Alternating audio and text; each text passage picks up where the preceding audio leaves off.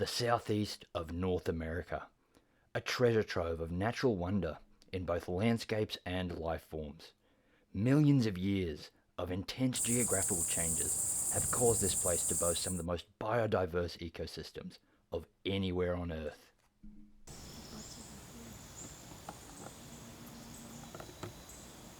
Especially rich with life are the waterways.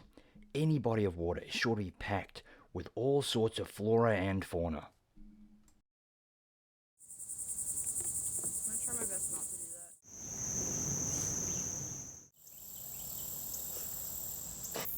Strangely enough, a few of the best places to see the southeast wildlife are suburban backyards and parks. Wild animals are mixing with civilization on another level.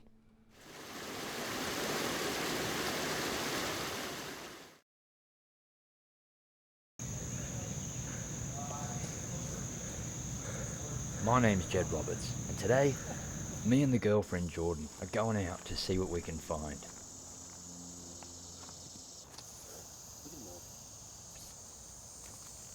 And then a big deer right there. There, that's her ears.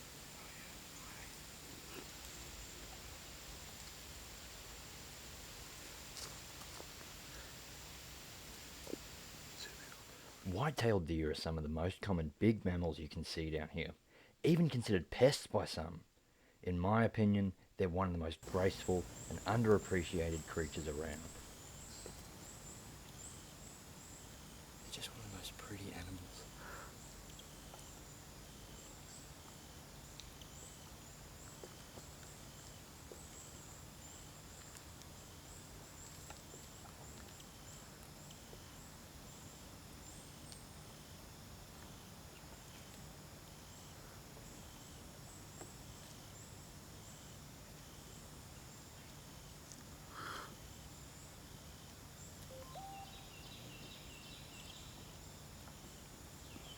Do you see him wagging his tail? White-tailed deer will often do that to communicate with each other, to let each other know when there's danger or what's going on in the herd.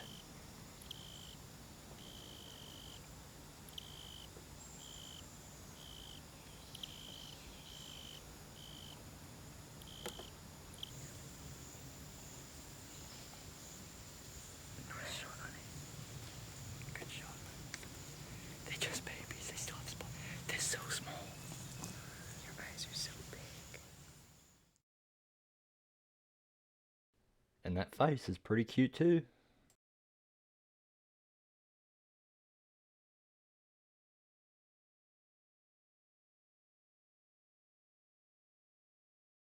But with the big animals, there's plenty of small critters hiding underfoot. Or Big overhead. spider. The invertebrates are Ooh, big particularly spider. rich in biodiversity, like this sweat bee attracted to the sweat on my hand. One of the main food sources in these streams is little crayfish, little yabbies like this. I bet everything wants to eat him. What a cutie. He's so tiny. He's so tiny. Alright, let's let you go, buddy. Bink. There he goes. Or check out his mum and dad. That's a monster, isn't he? Holy. Get him out. Look at those beauties. Oh, they're dancing for you. So big you could almost eat them. But I'm not going to do that. Let's go ahead and let them go back to their homes. Oh, you're trying to get me, aren't you, buddy? You're trying to pinch me? Yabbies have powerful tails to swim away backwards and out of danger. And they use those claws to hold and pick apart small prey and feed it into their mouths.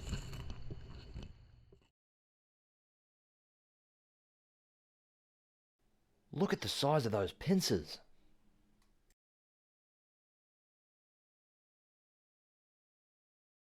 One of the coolest things to find near water is amphibians. Don't you go in that log, mate. How'd you get... What was it?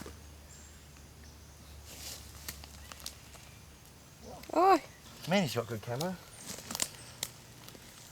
Oh, he's He's got a bunch of little hidey holes too. Oh, he's out the other side. Yeah, he is. I've never had this much trouble with a toad. He's crafty, isn't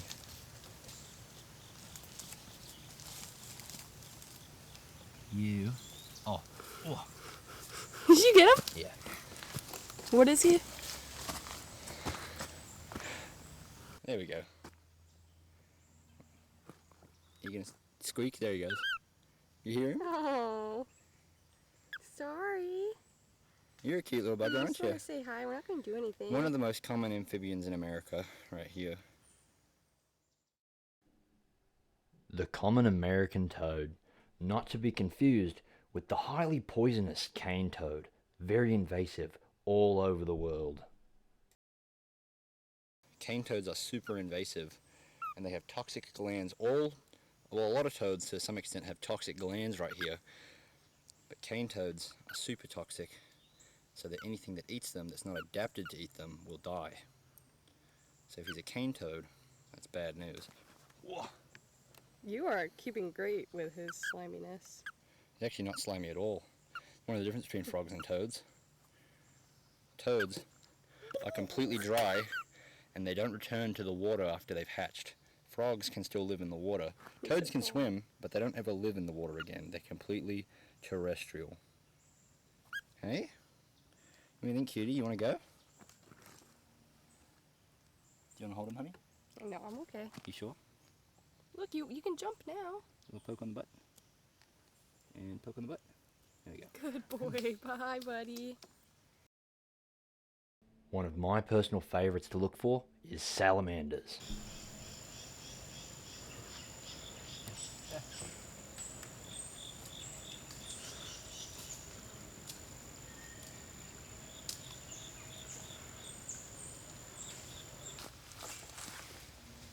Hi.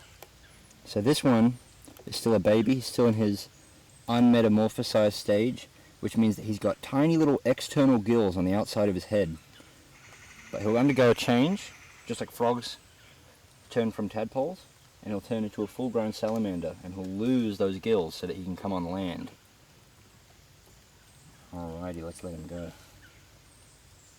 Here you go, buddy. Off you Completely go, missed mate. that shot, but But salamanders aren't restricted to the water.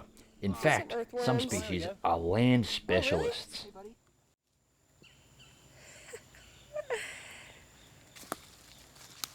Whoa. Come on. Up again, mate. Whoa.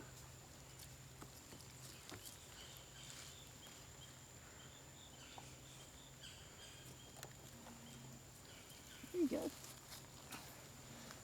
Whoa. big guy. Alright. So this is a slimy salamander. And they're called that because when someone like me comes along, they make a really sticky mucus layer all over their skin. It's disgusting. It's getting all over me right now. He's saying, put me down. He does not want to be held.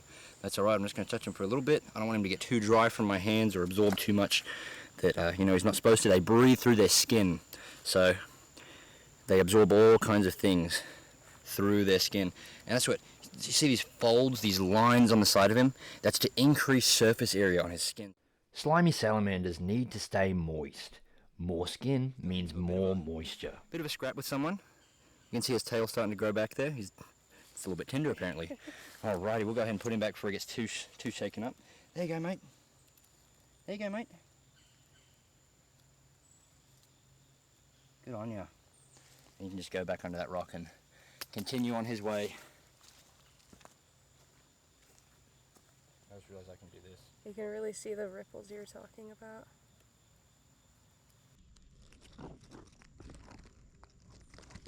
He went back. Wow, that looks awesome. Oh, his head's peeking out. Get his head peeking out.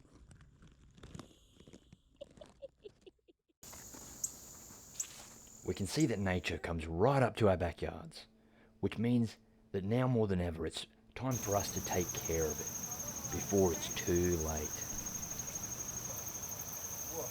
He got the trash. What flavor do you think it is? It was definitely strawberry. It was pink.